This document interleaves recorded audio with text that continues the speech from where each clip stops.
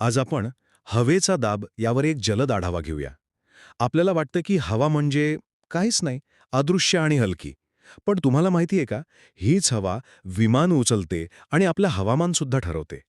चला तर मग याबद्दलच्या 3 महत्वाच्या गोष्टी पटकन बघूया. तर पहिली गोष्ट, हा दाब प्रचंड असतो. म्हणजे आपल्या आजूबाजूची हवा प्रत्येक गोष्टीवर सतत एक प्रकारचं वजन टाकत असते.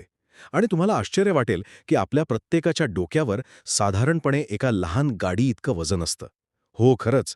मग आपल्याला ते जाणवत का नाही?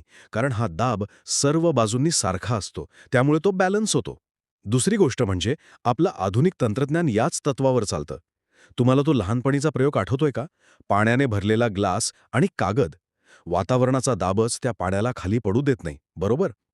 हेच सोपं तत्व व्हॅक्यूम क्लीनरपासून ते अगदी विमानांना हवेत उचलणाऱ्या लिफ्ट फोर्सपर्यंत वापरलं जातं. आणि तिसरी आणि शेवटची गोष्ट, हवामानाचा अंदाज. तो तर पूर्णपणे याच दाबावर अवलंबून असतो. जे हवामान शास्त्रज्ञ असतात ना, ते बॅरोमीटर वापरून हवेच्या दाबातले अगदी छोटे बदल मोजतात. जर दाब कमी झाला तर समजा वादळ येऊ शकतं, आणि दाब वाढला की हवामान शांत आणि चांगलं राहणार, असं ते सांगतात. म्हणजे थोडक्यात काय, तर हवा जरी आपल्याला दिसत नसली तरी तिची ही अदृश्य शक्ती आपलं तंत्रज्ञान आणि हवामान सगळंच कंट्रोल करते.